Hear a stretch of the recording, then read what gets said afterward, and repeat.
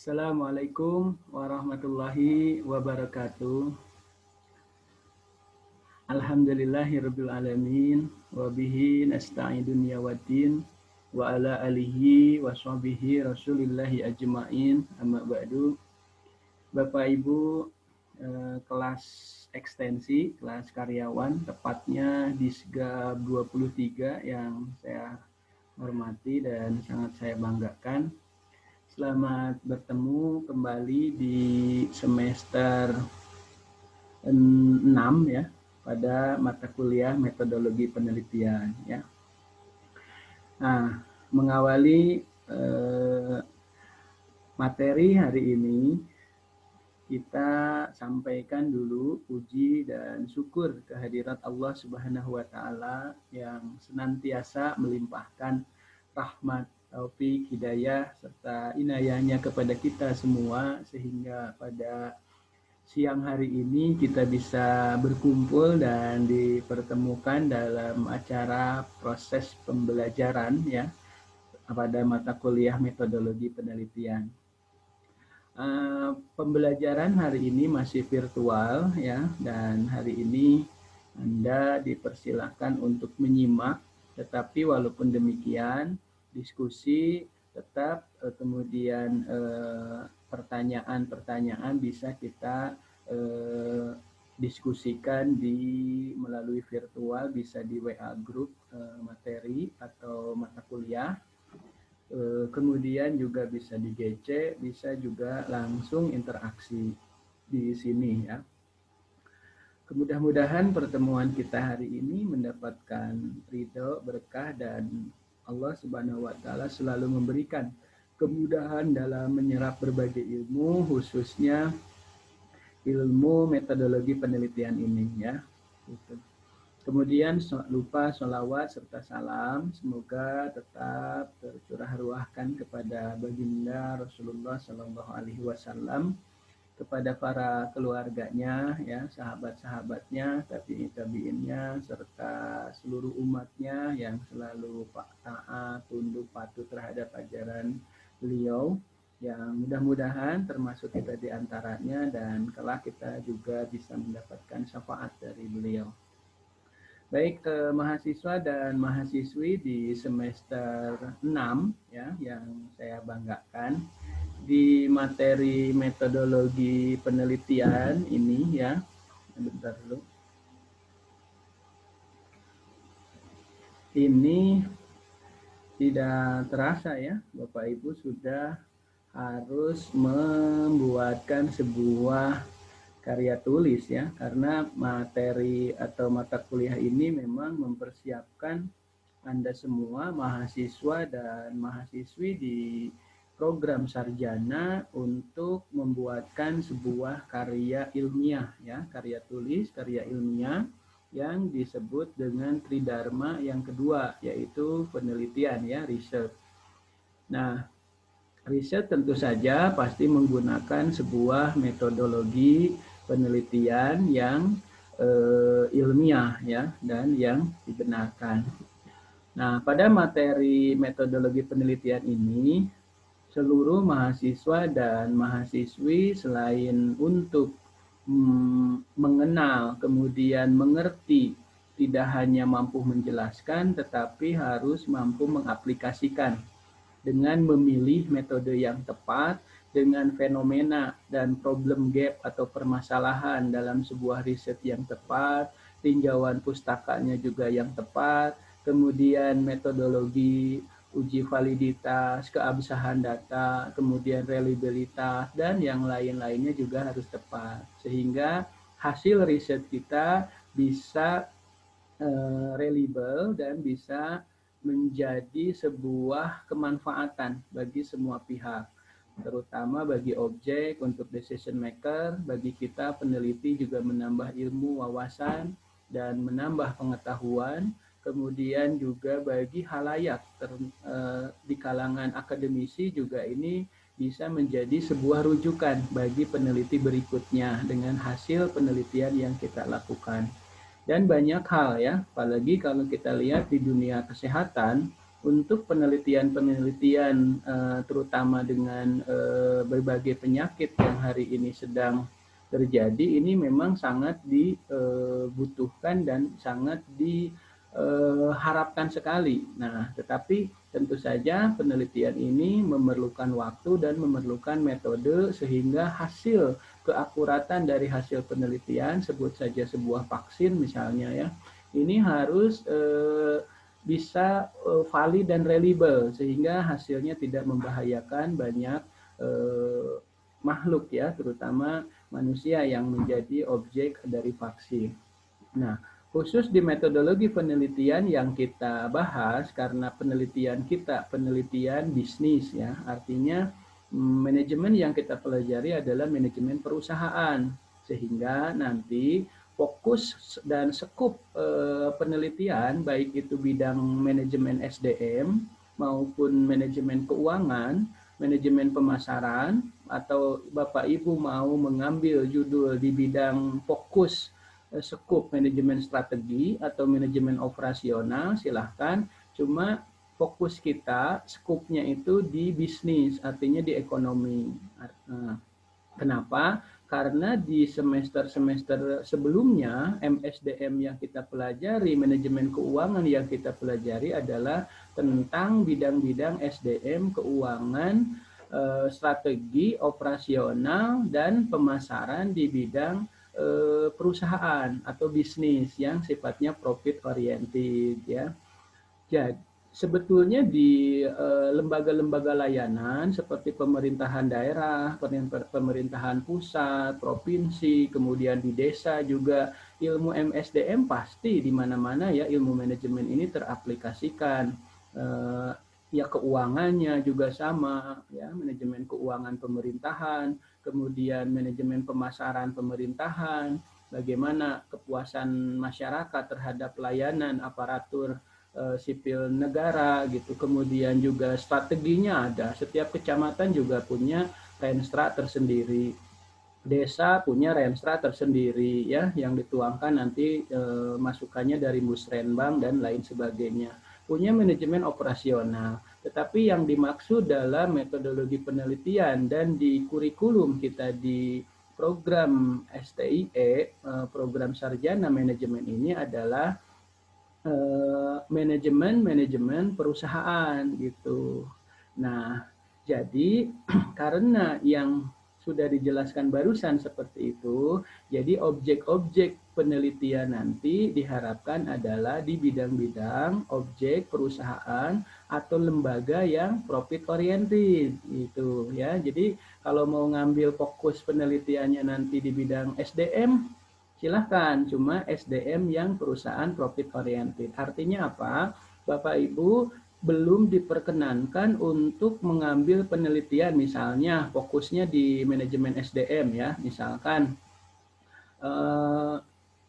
pengaruh kepemimpinan dan motivasi terhadap kinerja karyawan misalkan, itu kasusnya, objeknya, lokusnya itu tidak bisa dilaksanakan atau belum bisa dilaksanakan di lembaga pemerintahan, misalkan di desa ABC misalnya, atau di kecamatan ABC, atau di puskesmas ABC, atau di pemerintahan daerah, atau di SKPD belum bisa. Sebenarnya secara riset tidak salah, sah-sah saja. Cuma tadi seperti yang kita terangkan di awal, bahwa manajemen yang kita pelajari di sini adalah manajemen perusahaan. Sehingga referensi yang kemarin belajar di semester sebelumnya, baik MSDM, manajemen keuangan, kemudian manajemen pemasaran, kemudian manajemen strategi, dan manajemen operasional, itu semuanya diilustrasikan atau di kasusnya itu banyak di perusahaan, karena memang konsentrasi kita ini manajemen perusahaan.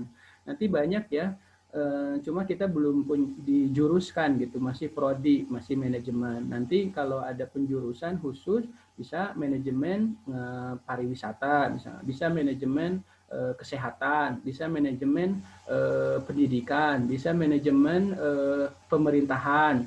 Nah, yang kita pelajari di sini adalah manajemen perusahaan. Begitu Bapak Ibu. Jadi jika ada yang nanya, Pak kenapa objeknya sekarang tidak bisa di kecamatan, tidak bisa di BKKBN, misalkan Pak Ateng, Bu Rita misalkan mau ngambil di objeknya di tempat pekerjaannya sendiri di kantor BKKBN. Nah, sekarang belum bisa ya, mungkin itu diambil oleh prodi yang lebih tepat ya, misalkan administrasi negara gitu. Sebenarnya tadi seperti yang sudah saya bilang tidak salah karena di semua instansi organisasi baik itu perusahaan profit oriented maupun nirlaba semua manajemen itu masuk. Cuma yang perlu kita ketahui adalah hari ini di kurikulum kita baik MSDM, keuangan, strategi pemasaran itu kan diarahkan ke manajemen perusahaan gitu ya. Jadi Bapak Ibu lokus penelitian nanti itu harus di perusahaan-perusahaan yang sifatnya profit oriented lah. Sebut saja orang nyebutnya perusahaan. Misalkan perbankan profit oriented, dia mencari laba. Kemudian koperasi masih mending koperasi ya. Jadi intinya sekali lagi nanti Pak Erwin misalkan tidak bisa sekarang belum bisa mengambil nanti misalkan judulnya apa Pak Erwin misalkan pengaruh kompensasi dan kompetensi kerja karyawan terhadap prestasi kerja karyawan dan untuk meningkatkan kinerja karyawan misalkan pada SKPD Cipta Karya misalnya. Nah, ini lokus tempat objek untuk penelitiannya di SKPD Cipta Karya inilah yang kita belum karena nanti tinjauan pustakanya pun kalau misalkan di ASN bukan tinjauan pustaka buku-buku MSDM untuk perusahaan, harus khusus buku untuk ASN gitu. Jadi MSDM untuk ASN ada khusus, itu mungkin di prodinya administrasi negara ya gitu. Jadi Pak Erwin, kemudian Pak Cucu yang hari ini mungkin punya keinginan untuk Pak, mending objeknya di tempat kerja saya supaya saya tidak keluar jauh-jauh gitu. Jadi tadi mohon dipahami bahwa manajemen kita ini manajemen perusahaan gitu. Jadi yang dekat-dekat aja lah, yang misalkan dengan Dinas Cipta Karya itu kan dia banyak relasinya tuh, ya misalkan dengan CPA, PTA yang pengembang perumahan. Nah di PT pengembang perumahannya itu boleh jadi objek karena perusahaan itu profit oriented.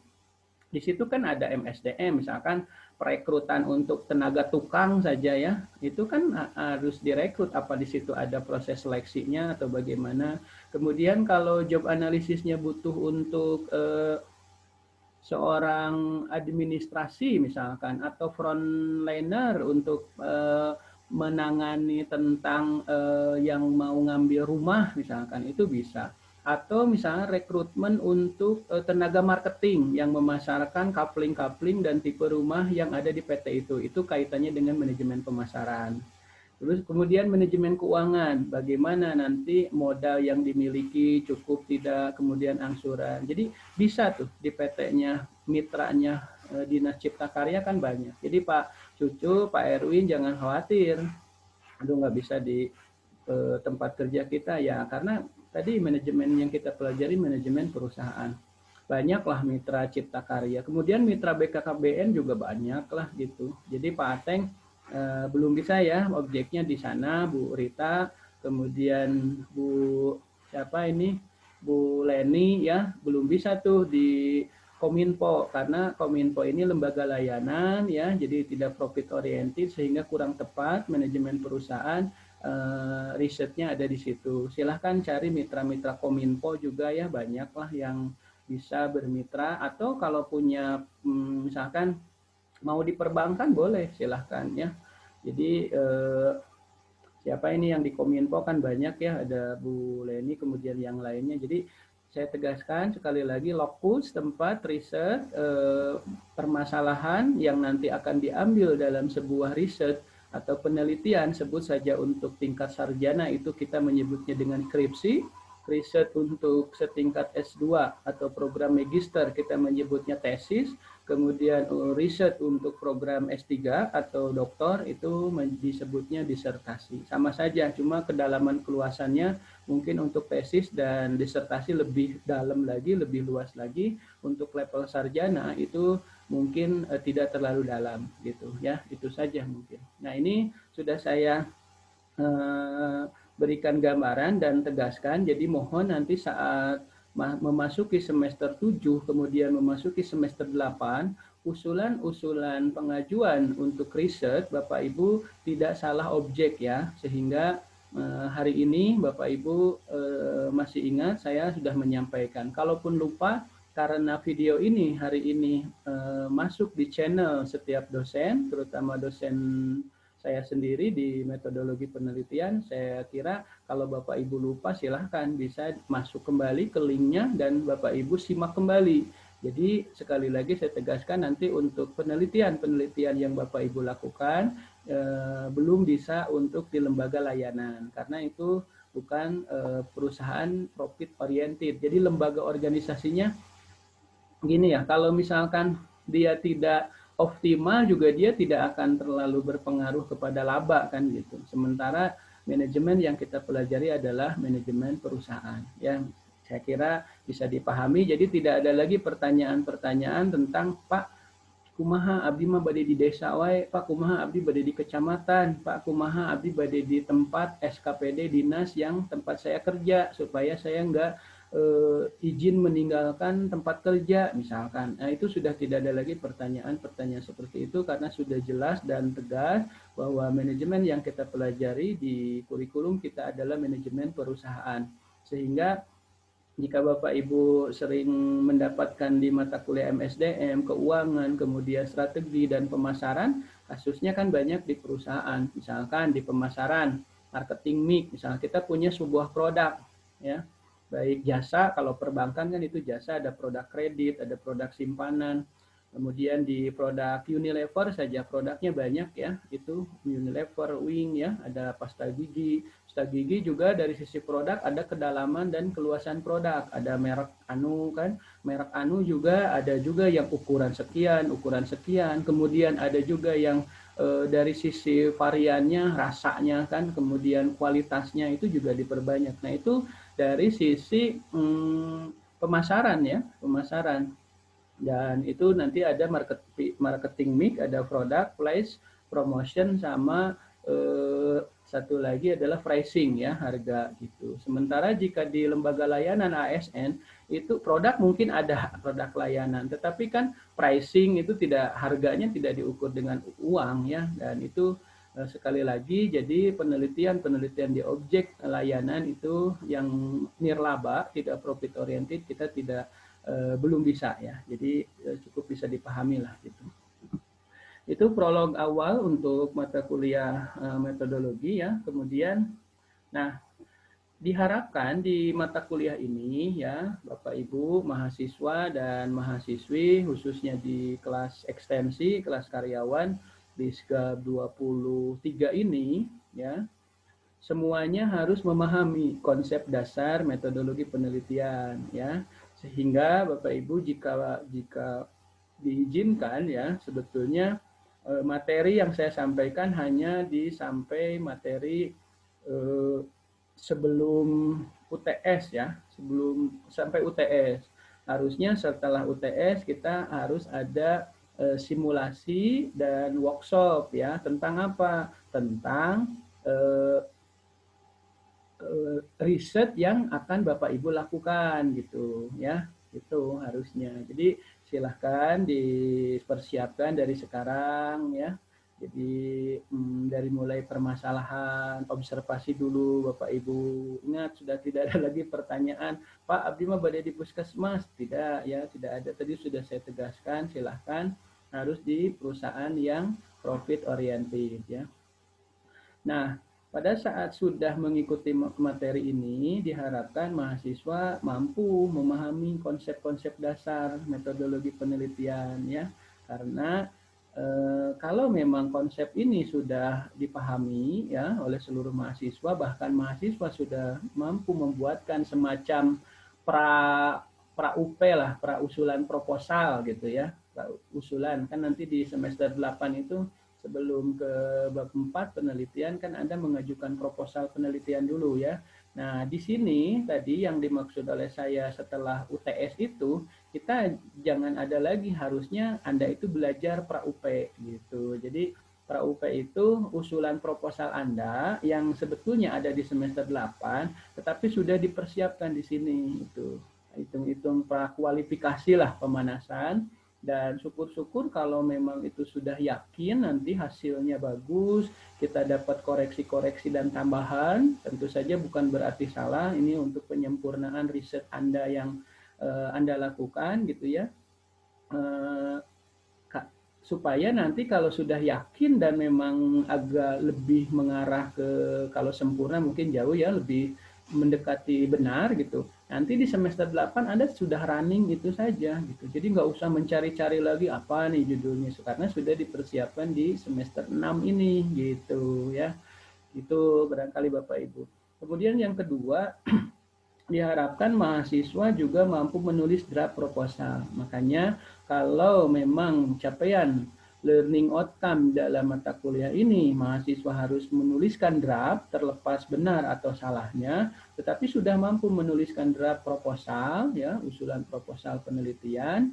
Nah, kalau bagus ya itu grade-nya A ya pasti. Itu mah hanya kenilai lah gitu. Kita jangan terlalu mencari kenilai, yang penting Bapak Ibu paham tentang riset-riset yang nanti akan dilakukan dan yang sedang Bapak Ibu lakukan. Nah, sehingga nanti simpan untuk menunggu semester 8 itu di nanti kalau sudah apa ya, sudah merasa benar, kalaupun ada kekurangan kan masih ada 2 semester lagi untuk perbaikan ya gitu. Gitu. Jadi setelah UTS itu kita pra kualifikasi atau pra usulan proposal gitu. Jadi pada saat materi ini disampaikan, Bapak Ibu harus memahami kemudian mengaplikasikan dalam memulai menyusun sebuah proposal penelitian gitu Bapak Ibu ya gitu. Nanti setelah UTS masing-masing kegiliran untuk presentasi. Presentasinya pra ini ya, pra usulan proposal karena nanti saat seminar proposal itu kan Bapak Ibu akan diuji oleh para penguji. Nah, di mata kuliah ini maksud nanti setelah UTS itu untuk sarana latihan gitu. Tapi tentu saja setiap materi pada setiap pertemuannya yang dibahas itu Bapak Ibu harus tuangkan dalam bentuk proposal penelitian gitu ya. Baik bab 1, bab 2 maupun bab 3 gitu ya. Kemudian nah, metode perkuliahan kita masih daring ya. Tapi memang sih kementerian kemarin ada keputusan 4 menteri yang memang sudah mengharuskan kita luring ya. Artinya sudah kembali tatap muka. Tetapi dengan catatan itu pun pertama jika seluruh mahasiswa dan dosen sudah divaksin gitu. Apakah Bapak Ibu sudah divaksin? Memang ada yang sudah, ada yang belum. Di dosen sendiri banyak yang belum. Artinya kalau memang belum seperti itu, kita juga khawatir ya, nanti disalahkan. Jadi mudah-mudahan kita tunggu laporan hasilnya, kan di situ ada sertifikat sehingga pada saat kita mau melaksanakan luring, perlengkapan-perlengkapan administrasi baik dari dosen yang tadi sudah bukti sudah divaksin, kemudian dari mahasiswa itu harus difotokopi, dilampirkan atau di-scan, dilaporkan ke kita sehingga pas pelaksanaan luring kita sudah tertib administrasi dengan data-data sehingga kalaupun terjadi hal-hal yang tidak kita inginkan, kita dasar-dasar pelaksanaan luringnya sudah kuat gitu. Memang semuanya sekarang ini banyak yang ingin luring karena pertama sudah jenuh, sudah 1 tahun lebih, kemudian yang kedua juga pemaparan daring kadang tidak langsung ya dan kurang dimengerti, terutama untuk mata kuliah yang sifatnya numerik ya, angka-angka, perhitungan-perhitungan yang mesti diterangkan detail. Kalau sifatnya masih sosial sih masih mending ya. Walaupun memang ada juga terutama kelas karyawan mungkin ya, yang mungkin juga enjoy saja dengan daring ini karena mereka menganggap bahwa dengan daring pekerjaan mereka tidak terlalu terganggu ya, karena dua pekerjaan bisa dilaksanakan berbarengan ya. Mungkin hari ini juga Bapak Ibu sambil menyimak materi ini, Bapak Ibu masih dengan pekerjaannya ya gitu. Ya, terlepas tadi mau didengarin atau tidaknya, mungkin Bapak Ibu menganggap sebetulnya bisa diulang kan penyampaian ini, bisa lagi santai, misalkan kita simak kembali materinya, Bapak Ibu tinggal masuk saja ke link yang sudah kita berikan saja gitu ya. Nah, selain ceramah di sini itu ada workshop. Nah, ini yang tadi saya maksud. Jadi jika bisa nanti di pertemuan kedua, ketiga Bapak Ibu sudah aplikasikan ya dalam bentuk proposal. Jadi dibuatkan di rumah proposalnya sehingga pada saat pertemuan ke-9 setelah UTS itu silahkan mau siapa dulu yang akan tampil mempresentasikan proposal penelitian. Nah, walaupun ini sebagai pra gitu karena benerannya nanti akan ada di seminar. Cuma kan di sini walaupun latihan tapi mudah-mudahan bisa menjadi suasana seperti yang sebenarnya. Dan harapan kita pada saat Anda sudah seminar nanti beneran di semester 8, penelitian Anda diseminarkan, itu pertama sudah ada gambaran, yang kedua sudah lebih matang lagi ya, karena sudah ada sedikit masukan, mun dina ieu mah teu balating lah geus meunang ngarautan. Kemudian juga metodologinya sudah kita arahkan ya, hasil diskusi nanti metodenya workshop seminar itu digabung saja. Jadi di pertemuan ke-9 itu bisa jadi antara ceramah, workshop dan seminar itu digabung, dikolaborasi gitu ya metode itu. Kalau hari ini mungkin metodenya masih ceramah full ya, karena kita harus share dulu beberapa ilmunya ya, walaupun sebenarnya dasar untuk mengikuti metodologi penelitian ini harus sudah lulus statistik 1-2 ya, terutama nanti yang akan mengambil penelitian dengan metode kuantitatif. Nah ya, karena begini Bapak Ibu, metodologi penelitian itu kan ada banyak ya. Ada metodologi kuantitatif, ada kualitatif. Kalau kuantitatif kan Bapak Ibu mengenalnya dengan hitungan-hitungan, pasti ngitung. Kemudian sekarang lagi tren kualitatif. Nah, tetapi bukan berarti Bapak Ibu melarapkan dengan hasil risetnya yang harus kualitatif. Alasannya itu aneh, wah metode ngitung. Padahal mau kuantitatif mau kualitatif itu bisa menjadi benar tergantung dari juga permasalahan atau problem gap yang terjadi, kemudian variabel yang Bapak Ibu ambil dalam judul. Jadi tidak semuanya bisa dikualitatifkan, misalkan seperti itu ya. Tetapi kalau memang mau kualitatif ya silahkan ya gitu. Kemudian ada juga mix method. Mix method itu adalah campuran kualitatif dengan kuantitatif, jadi gabungan ya.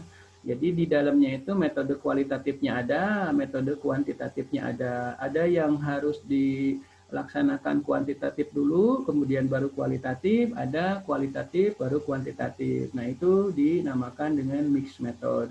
Tetapi di program sarjana ini saya kira mixed method tidak terlalu disampaikan ya, karena capaian atau pembelajarannya cukup kualitatif dan kuantitatif saja. Cuma ini hanya mengenal saja ya. Kemudian yang ketiga itu ada pemodelan ya, ada pemodelan, modeling ya. Misalkan pemodelan tentang integrasi antara absensi atau tingkat kehadiran dengan sistem reward and punishment, itu pemodelan itu ya, dibuatkan model-model. Tetapi pemodelan ini juga saya kira tidak disampaikan di program sarjana ya, mungkin ini juga pemodelan itu ada di magister sama di program doktor ya biasanya. Kemudian yang keempat, yang kelima itu ada model tadi mixed method. Satu lagi apa ya saya lupa, tapi ini pun tidak tidak diaplikasikan atau tidak di-share untuk di program sarjana. Yang program sarjana tadi kita cukup kualitatif dan kuantitatif saja. Di program sarjana pun model-model kuantitatif kalau saya sharing dengan dosen statistik itu ternyata tidak seperti kalau dia hanya mengajarkan sampai di regresi sederhana dan regresi berganda. Nah, terutama untuk regresi berganda itu kan variabelnya lebih dari 2 ya. Itu ada X1, X2, X3 ke Y bahkan ke Z. Itu banyak ya, lebih dari 2 variabel itu biasanya menggunakan regresi berganda. Nah, itu diajarkan katanya ke Anda dan CPL, capaian pembelajaran baik prodi maupun mata kuliah katanya itu harus sudah sampai ke situ. Nah, tetapi kan banyak model ya untuk yang lebih dari 2 variabel itu, ada selain regresi berganda itu ada analisis jalur ya, kemudian SEM, struktur actual modeling, banyak ya, tetapi di sarjana ini kalau kita ngobrol dengan dosen statistik itu tidak sampai ke sana. Oh, jadi cukup ya, makanya variabelnya jangan terlalu banyak lah. Kalaupun lebih dari 2, misalkan X1, X2 ke Y, cukup. Misalkan begini, X1, X2-nya diisi dengan misalkan pengaruh, kalau di pemasaran ya, misalkan pengaruh pricing dan produk terhadap penjualan misalkan. Itu jadi X1-nya pricing harga, X2-nya produk terhadap penjualan. Jadi nanti ada pengaruh harga, bagaimana pengaruhnya terhadap penjualan, jangan-jangan yang akibatin penjualan menurun, penjualan meningkat itu karena ada perubahan harga, atau ternyata harga diturunkan juga tidak terlalu peningkatannya tidak terlalu signifikan, misalkan oh ternyata dari produk kita kalah, entah itu kualitasnya, entah itu variannya gitu. Nah itu lebih dari 2 variabel itu akan menggunakan regresi berganda nanti, dan kata dosen statistik untuk regresi berganda itu sudah disampaikan. Regresi sederhana, yang regresi sederhana itu 2 variabel ya, misalnya X enggak ada X1, X2, X terhadap Y. Misalkan kalau di SDM misalkan pengaruh kepemimpinan terhadap motivasi kerja karyawan ya. Atau kalau mau di apply teori itu di anak dari kepemimpinan itu misalnya ada kepemimpinan transformasional, ada kepemimpinan transaksional, misalkan ada kepemimpinan yang lain-lainnya, silahkan mau diambil jadi variabel. Misalkan pengaruh kepemimpinan transformasional terhadap motivasi kerja karyawan, misalkan. Sebenarnya Bu Koko misalkan yang kerja di kecamatan Cibuga bisa itu kepemimpinannya ya camat ya, kan beda pemimpin, beda lagi nih motivasi si karyawan ini ya. Nah, itu beda, tapi tadi di awal sudah kita tegaskan bahwa manajemen yang kita pelajari adalah manajemen perusahaan. Ya, kalau Bapak Ibu nggak susah kumaha atau nu perusahaan ya udahlah yang profit oriented, nuneangan laba. Nah, kecamatan kan lembaga layanan nggak profit oriented, artinya walaupun permasalahan saat observasi kayak tadi kepemimpinan transformasional terhadap motivasi kerja karyawan. Motivasi kerja karyawannya apa? Yaitu staf-staf yang ada di kecamatan. Itu terjadi permasalahan dan itu harus diteliti. Benar, bisa. Cuma tadi saya sudah tegaskan bahwa untuk penelitian yang ada di lembaga layanan itu mungkin diambil sama prodi yang lain saja, khusus untuk kita lebih fokus ke manajemen perusahaan. Makanya Bu Kokom, Pak Ateng, kemudian Pak Erwin, Pak Ade Camat yang di desa itu belum ya. Tapi kalau di BUMDes-nya nih Pak Ade, di BUMDes-nya, karena BUMDes itu badan usaha, berarti profit oriented, nah itu boleh gitu. Kalau di Pemda Sumedang nggak boleh, tapi kalau di PDAM-nya, kalau di BPR-nya, dia punya BUMD kabupaten misalnya, itu boleh karena BUMD-nya kan itu profit oriented gitu. Nah, itu yang tadi dijelaskan. Jadi sekali lagi tidak ada lagi pertanyaan-pertanyaan, Pak, Abdi bade di Kecamatan Dharma Raja, tiasa, kata Bu Yuningsih, tadi udah nggak bisa ya. Jadi tolong disimak baik-baik sehingga tidak ada lagi pertanyaan-pertanyaan seperti yang tadi saya katakan ya. Gitu. Nah, kalau di strategi bisa saja, misalkan strategi pemasarannya, misalkan strategi SDM-nya, boleh, strategi keuangannya silahkan, itu manajemen strategi. Silahkan ya, misalkan strategi pemasaran pada UMKM apa gitu. Nah kalau UMKM itu boleh, karena walaupun usaha mikro atau usaha kecil, tapi profit oriented, ya gitu. Nah di Kementerian Dalam Negeri walaupun besar se-Indonesia, tapi kan itu lembaga layanan, kita belum bisa, ya gitu ya. Jadi cukup bisa dipahami lah saya kira ya. Nah, selanjutnya referensi-referensi ya itu banyak. Memang yang paling banyak itu ini bestseller ya bukunya. Ini paling banyak dibeli oleh para mahasiswa baik sarjana, magister maupun program doktor itu dari Profesor Dr. Sugiono. Ya, itu metodologi. Lihat. Metodologi penelitiannya pun metodologi penelitian bisnis supaya Bapak Ibu begitu beli buku ini di dalamnya itu banyak kasus-kasus ilustrasi metodologi penelitian bisnis gitu. Jadi banyak contoh-contohnya kepada produk, pricing, promotion, kemudian flash, kemudian segmenting, targeting, positioning kalau di marketing, kemudian kepemimpinan kalau di SDM gitu. Tentu saja kepemimpinan perusahaan ya, memimpin perusahaan, bukan memimpin SKPD, kepala dinas, bukan. Tadi saya katakan di semua organisasi pasti ada MSDM keuangan, strategi, tapi sekali lagi yang dipelajari di sini adalah manajemen perusahaan. Jadi kasus-kasusnya harus tentang perusahaan bisnis ya, yang profit oriented bukan nirlaba. Nah, bukunya harus hati-hati, jangan membeli misalkan metode penelitian pendidikan, walaupun metodenya sama, tapi nanti dibuka bukunya kasus-kasusnya pasti banyak tentang pendidikan.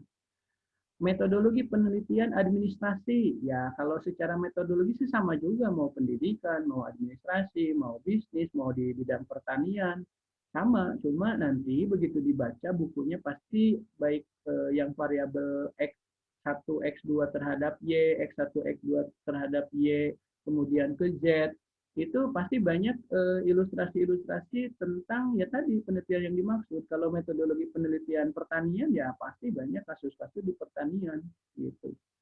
Misalkan pupuk ini terhadap perkembangan hasil pertaniannya itu banyak ilustrasi seperti itu. Makanya Bapak Ibu belinya kalau mau beli adalah metodologi penelitian bisnis, mau dari Profesor Dr. Sugiono, mau dari profesor yang lainnya itu silahkan.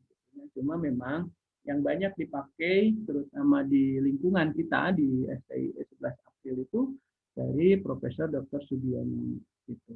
Tapi kalau punyanya Pak siapa ya, misalkan Profesor Edi Yusuf misalnya yang dari Unpad, kemudian misalkan Azhar Afandi yang dari Unpad itu juga saya lihat ada metodologi, kemudian siapa lagi ya yang butuh ini Ranjit Kumar misalkan research metodologi misalkan, silahkan enggak. Nah, dari Uma Sekaran ada nih yang di Indonesia banyak yang menggunakan selain Sugiono itu Prof. Uma Sekaran, silahkan. Kemudian Prof. Umi Narimawati itu yang rektor Unikom, silahkan punya buku metodologinya ya, mangga itu mah silahkan. Cuma memang yang bestseller itu banyak digunakan adalah yang dari Prof. Sugiono ya, Prof. Sugiono. Nah itu untuk referensi metodologinya. Saya sarankan satu mah minimal ya harus punya. Nah, selain untuk mata kuliah di sini, Bapak Ibu mempelajari, membaca ya, kemudian nanti membuatkan sebuah proposal penelitian. Ini kan berguna nanti di semester 8 Bapak Ibu nggak usah beli belanja-belanja lagi karena di mata kuliah ini sudah punya. Jadi saya kira wajib ya, mudah-mudahan nanti dosen dari STIE ada juga yang menulis buku tentang metodologi penelitian bisnis yang tentu saja pasti sesuai dengan kurikulum yang STIE punya, dan itu mudah-mudahan bisa menjadi wajib. Walaupun kadang-kadang kita menulis buku juga suka malu, maksudnya itu untuk pertama aktualisasi diri, kemudian yang kedua memudahkan para mahasiswa untuk metodologi yang sesuai dengan sistematika STIE 11 April Sumedang, tetapi suka malunya gini, jadi seolah-olah kayak yang jualan buku gitu, padahal itu juga hasil karya yang memang dipublish ya, dan itu sebuah kebanggaan dan Kalau diakreditasi untuk STI ini sendiri menjadi poin yang lumayan besar tuh. Gitu. Jadi kalau menulis buku itu cuma terutama saya nih ya, kalau menulis buku itu benar untuk membantu para mahasiswa tadi sehingga buku pembelajaran itu pasti sama dengan apa yang diajarkan karena dalam pokok bahasan itu sesuai dengan rencana pembelajaran. Misalkan kalau di Prof. Sugiono bab 2 itu apa gitu. Kalau di kita apa. Nah, yang di kita apa pasti pas dengan dosen mengajar karena kurikulumnya pasti sama gitu. Nah, tetapi masih ada perasaan sudah susah-susah kita beli buku, kemudian maksud untuk menginikan, tapi suka ada perasaan gitu, wah dosennya jualan buku gitu, jadi kita nggak enak juga nih pada akhirnya ya udah deh mendingan nggak nulis atau mending buku dari yang lain aja gitu supaya kesan kita nggak jualan buku gitu. Padahal ya tadi itu maksudnya menjual buku atau menulis itu pertama menjadi nilai baik bagi dosen karena itu di ISBN itu kan punya poin kalau nggak salah menulis buku itu besar sekali ya daripada riset meneliti juga kalau meneliti itu dipublis di jurnal internasional di jurnal nasional itu poinnya 25 itu pun kalau bagus ya reviewer atau asesor belum tentu menilai full 25 mungkin saja hanya 20 15 atau bahkan kalau jelek mungkin cuma 7 nilainya ataupun cuma 10. Tapi dengan menulis buku itu nilainya 40 Bapak Ibu ya. Poin ini yang di fungsional pasti mengejar poin-poin ini. Nah, bagi dosen itu yang dikejar itu gitu. Kemudian bagi lembaganya, lembaga tempat dosen Humbes itu tinggal ya, misalkan di Unpad atau di mana, itu juga dapat poin karena saat akreditasi itu ditanya berapa dosen di universitas Anda yang sudah menulis buku. Ditanya tidak ada. Nah, itu kemana aja? Nah, gitu juga tuh. Nah, gitu. Nah, kemudian yang kedua, sebenarnya menulis buku juga memudahkan untuk mahasiswa dalam belajar karena lebih spesifik. Kenapa? Karena setiap pokok bahasan yang ada di buku hasil penulis di di universitas yang ada di situ itu pasti sudah hampir bisa dipastikan sama dengan RPS karena sejatinya biasanya per pokok bahasan buku yang ditulis di Humbes kita itu pasti sesuai dengan RPS. Jadi kalau di RPS pertemuan pertama kita materinya A, pasti di bukunya A.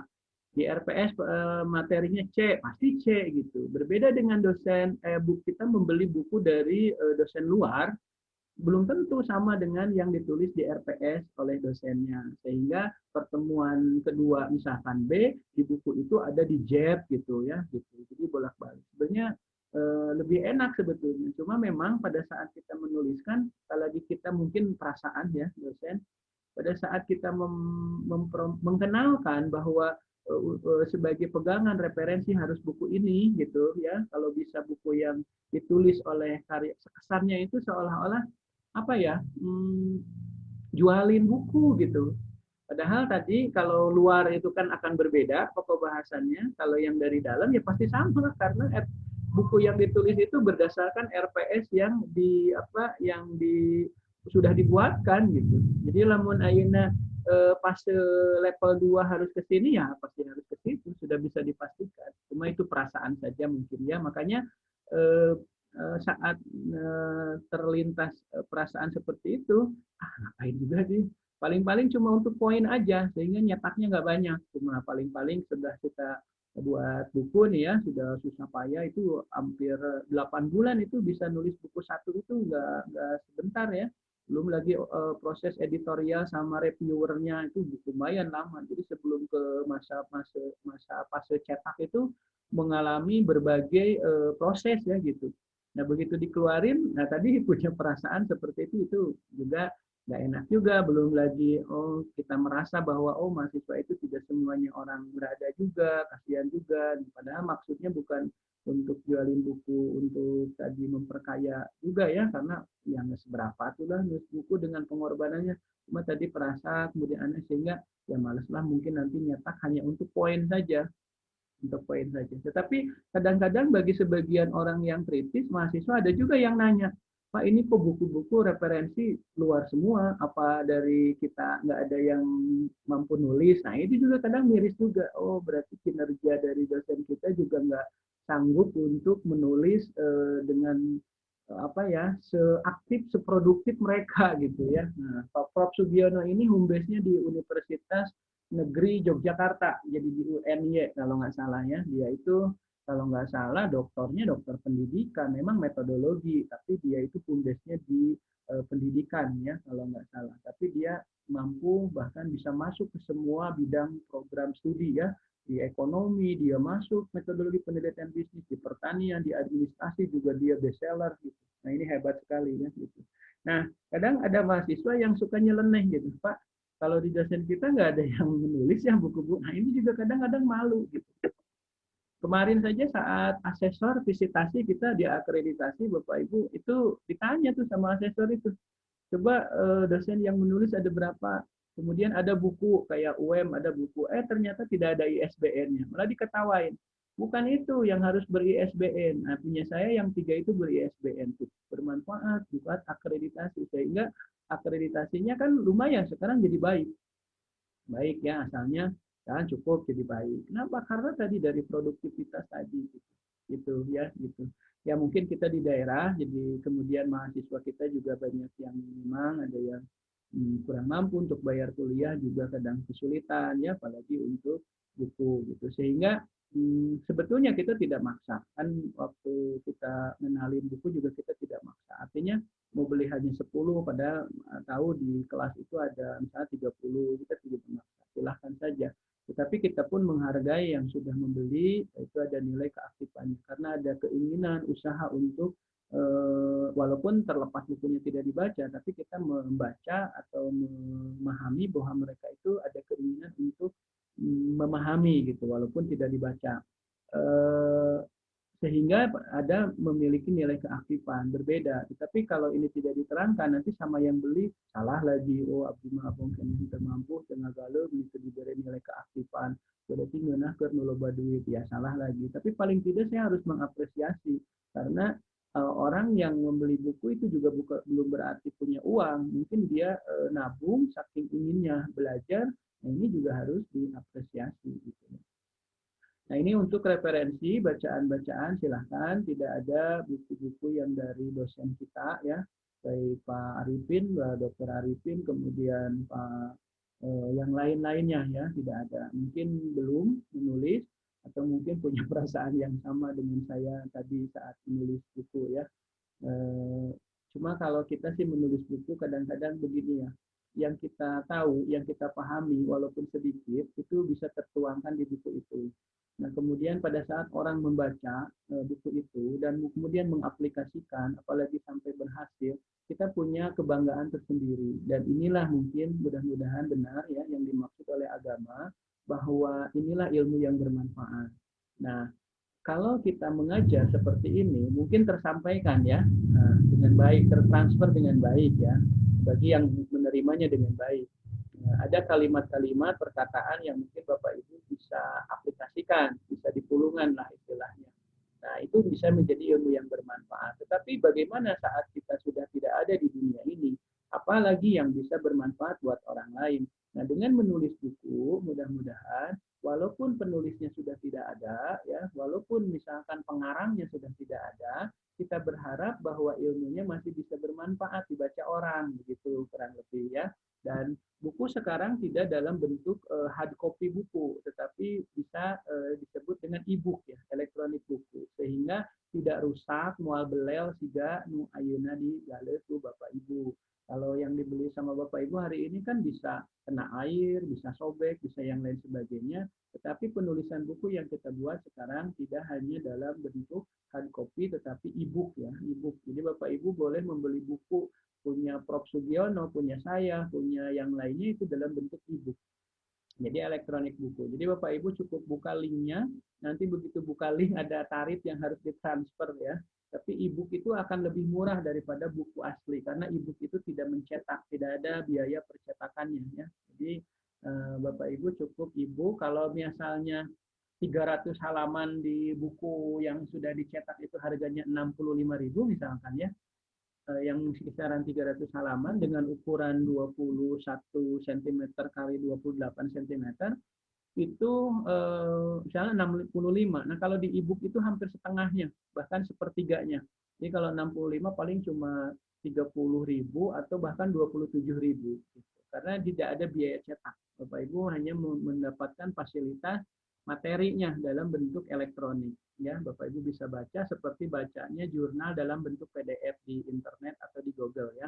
Gitu. Tapi kalau mau mau filenya ya Bapak Ibu tinggal print aja sendiri gitu ya. Gitu. Tetapi yang bisa buka akses linknya tentu saja dikunci yang sudah melakukan pembayaran itu ya. Harganya lebih murah karena memang tidak ada biaya cetak begitu ya.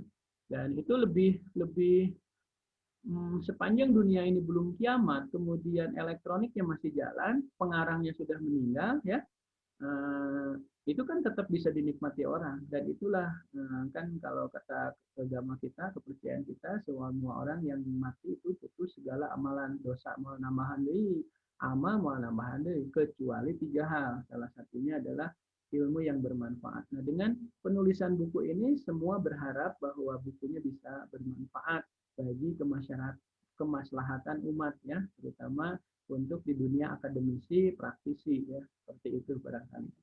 Jadi silahkan untuk referensi metodologi penelitian bisnis atau research bisnis ini mangga lah pada yang ngagalir buku Prof. Sugiono, kemudian ada Ranjit Kumar ya yang agak internasionalnya, ada Umar Sekaran, dan tentu saja banyak lagi buku-buku yang lain. Jadi silahkan dipersilahkan ya. Nah, kemudian apa itu riset? Nah, riset ini ya kalau kita gambarkan, ini kegiatan mengumpulkan, kemudian mengolah, ini ada collecting data, ya. Kemudian ada mengolah, kalau di kualitatif, mengolah bisa dilakukan dengan reduksi, ya. Reduksi, kemudian di display, dan di conclusion atau di verifikasi. Nah, untuk collecting data, itu tergantung ya, kalau Bapak Ibu ngambilnya kualitatif, ya collecting datanya bisa dengan wawancara, bisa observasi, kemudian juga bisa studi kepustakaan, ya bisa ngunduh-ngunduh, bisa datang ke perpustakaan, banyak sekali ya cara-caranya. Kemudian wawancara juga dengan cara direkam, dan lain sebagainya. Kemudian nanti diolah. Ya. Nah, kalau untuk kuantitatif mengumpulkan data ada banyak pengolahan ya. Kalau misalkan datanya rasio kayak di manajemen keuangan, bagi teman-teman yang mungkin mengambil fokus penelitiannya di manajemen keuangan, kayak misalkan pengaruh capital adequacy ratio terhadap profitabilitas pada perusahaan BRI, PT BRI cabang Sumedang misalkan, itu karena datanya neraca laba rugi dan itu disebut biasanya dengan data rasio ya, maka Bapak Ibu mengumpulkan datanya cukup dengan collecting ya itu saja data primer dari perusahaan, minta neraca laba rugi, kemudian Bapak Ibu olah gitu. Tapi kalau datanya itu ordinal ya, Bapak Ibu pengumpulan datanya dengan cara angket, kuesioner ya gitu. Jadi tergantung. Jadi tidak semua proses alat-alat metodologi dikumpulkannya, misalkan Bu Koko nurutan Bu Leni yang dari Kominfo ya, belum tentu. Mungkin di Bu Leni metode itu tepat. Nah, di Bu Kokom atau di Pak Ateng belum tentu ya, di Pak Cucu belum tentu, di Pak Erwin belum tentu gitu. Jadi, nah inilah nanti yang harus Bapak Ibu pahami, kemudian tuangkan dalam bentuk usulan proposal. Dan di pertemuan ke-9, ayo kita presentasikan di sini ya, gitu, melalui Zoom ini. Kenapa? Karena ya jangan takut salah, malah harus salah, biarin. Nanti lihat orang lain salah, jangan diketawain. Pertama, kita juga belum tentu benar. Yang kedua, ya nggak apa-apa, kesalahan orang lain bisa jadi cerminan bagi kita. Oh begitu, oh berarti saya jangan begitu. Nah seperti itu ya. Banyak cara untuk mengumpulkan data ya. Nah, kebanyakan memang apalagi di MSDM kayak misalnya pengaruh kompensasi terhadap motivasi kerja. Itu pengumpulan datanya pasti dengan angket, kuesioner ya gitu. Tapi kalau untuk di keuangan tidak semua menggunakan angket. Tapi kalau rata-rata kan datanya interval atau rasio ya, kebanyakan rasio itu ya karena data pengumpulan datanya data primer, cukup minta neraca laba rugi, nanti dianalisis, diolah ya, kemudian dihitung dan nanti ada makna interpretasinya, kemudian decision maker-nya harus bagaimana, ya sudah tuh beres gitu. Gitu. Kemudian kalau untuk kualitatif, kualitatif itu kan misalnya begini ya, strategi implementasi motivasi kerja pada, jadi variabelnya satu itu biasanya ya, pada UMKM Cipta Rasa Kabupaten Sumedang misalnya ya. Nah, itu karena itu metodologinya cenderung ke kualitatif, itu proses pengumpulan datanya ya dengan wawancara ya, collecting data. Kemudian nanti ada informan-informan, kalau di kuantitatif nanti disebutnya dengan responden. Jadi orang yang mengisi atau siapa ya yang untuk pengumpulan data, orang yang jadi eh, bahan untuk pengumpulan data itu disebut responden ya, responden. Berapa? Nanti ada populasi, ada sampel ya, kan ada populasi misalnya di manajemen pemasaran. Pengaruh pelayanan terhadap kepuasan pelanggan pada Hotel Amori Sumedang misalkan. Itu kan pelanggannya bisa ribuan ya. Apalagi kalau misalkan rumah makan itu ribuan. Nah, itu kan populasinya banyak. Kita tidak mungkin mengumpulkan data dari populasi yang begitu banyak ya.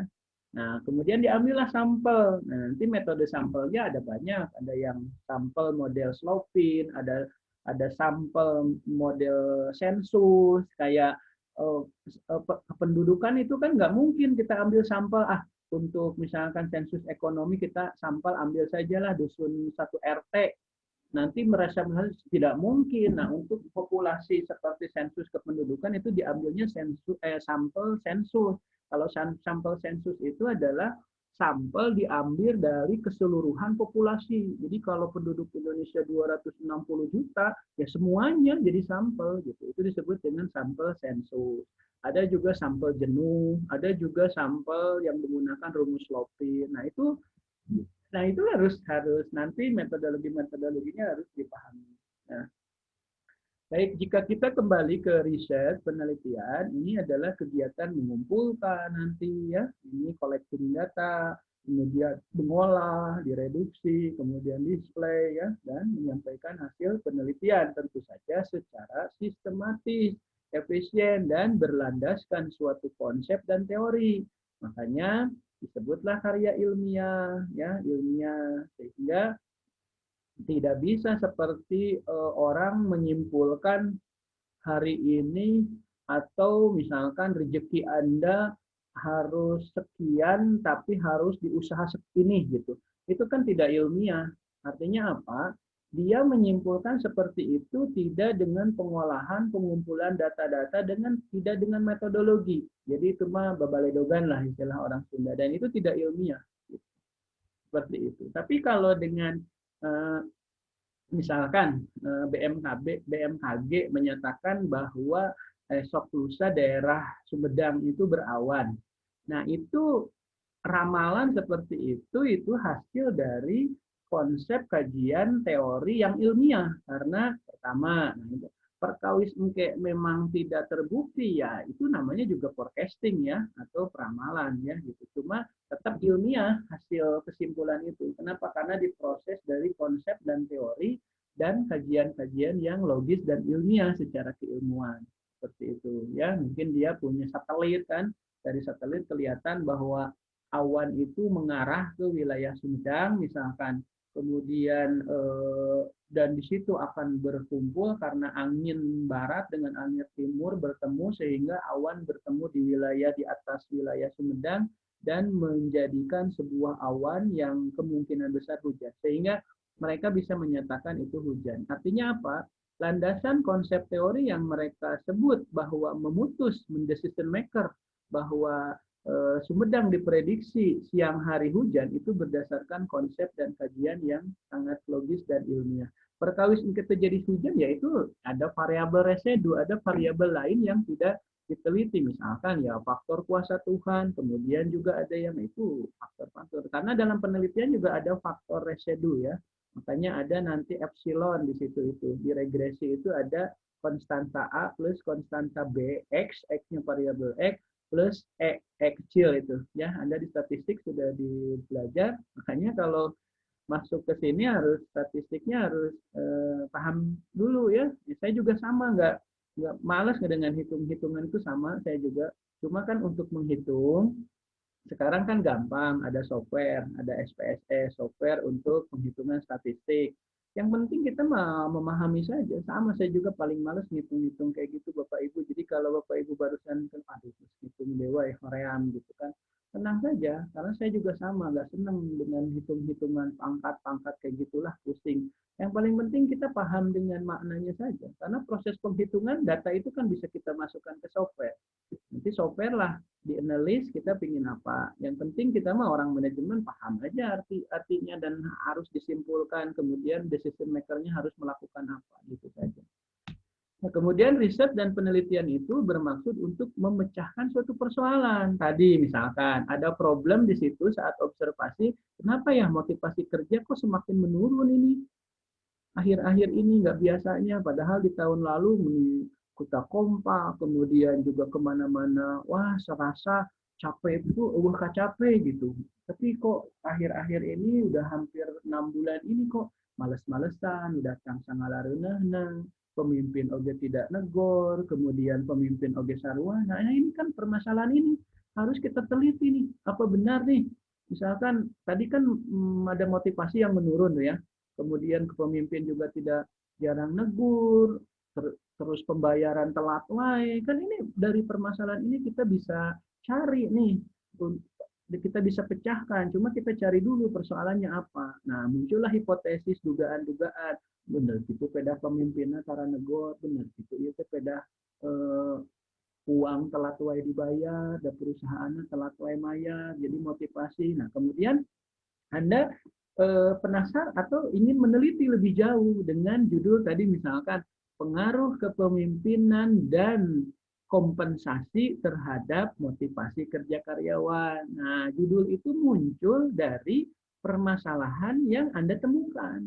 Jangan buat judul dulu, permasalahan dikondisikan, dicari. Nah, itu salah. Jadi harus observasi dulu. Makanya Pak Erwin yang di dinas apa ini Cipta Karya misalkan, Anda saat berkunjung ke pengembang, ke perumahan apa misalnya ya, di situ ngobrol-ngobrol aja dulu dengan karyawan, misalkan di situ tercipta misalkan hasil observasi Anda itu misalkan, wah di dia mah raosnya cep gajina meureun ararageun, boro-boro Pak cina lembur oge tara dibayar. Nah itu kan catat tuh rekam, ada. Kemudian gimana tuh kalau lembur tara dibayar, ada ini nggak terhadap Anda? Ya kan tenan Pak, abdi meuni asa sok Korea mun tah lembur tidak tara dibayar. Berarti kan ada motivasi yang menurun. Tapi kalau kata dia tuh, wios ya Pak, da abdi mah mudah-mudahan we walaupun teu dibayar perusahaan ke terang abdi mah itu mah loyalitas integritas abdi lah terhadap, nah berarti tidak ada masalah. Tapi kalau memang di situ hasil observasi Anda malah ada masalah sehingga nya Pak ya gemun aya di mah nyelarian deui, sehingga kan dia tidak termotivasi gara-gara apa tadi, lemburan, insentif lembur. Bisa saja Anda tidak langsung ke variabel kompensasi tetapi langsung ke dimensi kompensasi. Itu kan ada banyak ya, ada insentif, ada tunjangan-tunjangan, ada juga insentif atau tunjangan lembur. Bisa saja tidak kompensasi variabel X-nya, tapi langsung ke tunjangan lembur atau insentif lembur. Pengaruh insentif lembur terhadap motivasi kerja karyawan. Itu juga bisa tuh. Jadi judul tadi Anda ambil, Anda penasaran untuk diteliti karena dari hasil observasi tadi permasalahan, sehingga sama. Dan nanti berharap kalaupun terbukti hipotesis Anda, hipotesis itu jawaban sementara, dugaan-dugaan ya bahwa motivasi kerja nepikeun ka manehanana rek neangan di pagawean mun aya mah diem-diem dia ngelamar lagi gara-gara tadi lembur teu dibayar misalkan ya. Nah, itu kan permasalahan yang harus dipecahkan. Cuma hipotesis tadi, dugaan tadi, kalau terbukti di penelitian Anda, kesimpulannya terbukti bahwa dia itu tidak termotivasi gara-gara lembur, hasil hitungannya ya, nanti ada responden, ada informan yang kita tanyakan, dan setelah dihitung benar, nanti Anda ada sarannya. Nah, itulah yang menjadi pemecahan dari persoalan ya gitu. Misalkan disarankan kepada pihak manajemen untuk memperhatikan insentif lembur atau lain sebagainya ya. Kemudian kalaupun belum bisa karena keuangannya belum ini, paling tidak misalkan ada reward-reward yang lainnya, misalkan dipromosikan gitu ya, ataupun diberikan kesempatan untuk menjabat A, B, C gitu. Seperti itu ya. Kemudian nanti disampaikan. Kemudian untuk memperjelas suatu fenomena, ya jelas ya tadi dari observasi tadi kan fenomenanya muncul, permasalahan gap problemnya ada. Kemudian mengembangkan suatu konsep karena Anda juga nanti akan mencari teori, cek teori iya dalam buku Malayu Hasibuan, lamun pamimpin diberi insentif pasti ikieu. Nah, itu teh mengembangkan suatu konsep. Ternyata di sini terbukti atau tidak gitu. Ini ya tiga definisi riset ini bisa seperti tadi. Nah, saya pikir di sini harus dipahami dulu ya gitu sehingga nanti kita bisa melakukan proses lanjutan atau materi-materi lanjutan begitu. Silakan Bapak Ibu mulai sekarang melakukan observasi kemudian referensi buku juga dimulai dikuatkan gitu ya, mau beli sana sini, mau beli online mangga gitu ya. Kemudian mulai mencari permasalahan lokus yang nggak jauh-jauh aja, misalkan perusahaan punya teman gitu ya, sehingga untuk ujian penelitiannya nanti nggak terlalu susah ya. Kemudian kalau di Perum Cipta Karya saya pikir dia punya banyak mitra ya, di pengembang rumah misalkan. Kemudian di SKPD yang lain juga kayak kecamatan, apa kecamatan juga tidak berhubungan dengan mitra yang lain, misalkan dengan BJB, Bank Jabar ya. Kemudian juga untuk di siapa nih yang kerja di tol itu Nenden, kenapa tidak? Kalau tol itu profit oriented, misalnya PT Wika, kemudian PT-PT yang lainnya, ya itu silahkan. Untuk yang di Kecamatan Dharma Raja misalkan siapa itu, mungkin ada apa perusahaan-perusahaan PO bis misalkan bis pariwisata atau yang lainnya yang istilahnya secara kerja tidak terlalu jauh. Kemudian juga secara lokus tadi, tempat penelitian sudah saya tegaskan belum bisa di instansi-instansi layanan ya yang nirlaba non profit. Jadi harus di profit atau orang menyebutnya bisnis gitu ya. Nah itu saja Bapak Ibu yang bisa disampaikan untuk hari ini. Saya kira ya mudah-mudahan walaupun virtual seperti ini tetapi bisa memahami dan mungkin lanjutannya nanti minggu depan ya. Nah, cuma saran saya mulai hari ini juga silahkan dipersiapkan dan mencari tempat-tempat lokus untuk bisa diambil untuk objek penelitian. Observasi saja dulu, cari permasalahan-permasalahan yang ada, ya misalkan main ke sana gitu. Atau kalau untuk orang yang mengambil keuangan nanti lebih gampang, dia minta neraca laba rugi di situ kelihatan kan ya. Di Pasipa misalnya, wah terlalu banyak liabilitiesnya daripada equity-nya, ini juga bahaya kan. Kalau ada apa-apa itu bisa bangkrut tuh karena sumber uang dari aset yang ada itu ternyata daripada modal banyak yang dihutangna gitu, itu bahaya juga. Kemudian di aktiva produktifnya, di aktivanya, oh ternyata aktiva banyak disimpan di aktiva tetap daripada di aktiva produktif. Ini juga bahaya, karena aktiva tetap itu kan tidak menghasilkan langsung terhadap perputaran laba ya. Nah, itu hanya mendukung saja, tapi ternyata dia banyak menempatkannya di aktiva tetap. Nah, ini juga bahaya, sehingga perlu Anda selesaikan persoalan itu dan kaji judul yang tepat sehingga nanti hasilnya penelitian itu bisa bermanfaat untuk mereka dan untuk kita gitu ya, seperti itu. Di pemasaran silahkan, di SDM silahkan, kemudian di operasional juga silahkan, dan di manajemen strategi juga diperbolehkan. Silahkan ya. Jadi Bapak Ibu mulai hari ini juga silahkan sudah mulai mencari-cari ya gitu supaya nanti saat masuk semester 8 sudah bisa running ya seperti itu. Bapak Ibu itu saja yang bisa saya sampaikan untuk hari ini dan mulai minggu depan kita akan melanjutkan materi yang sekarang. Mohon maaf apabila ada kekurangan, kesalahan, dan kehilapan. Terima kasih. Bila taufiq wal hidayah. Assalamualaikum warahmatullahi wabarakatuh.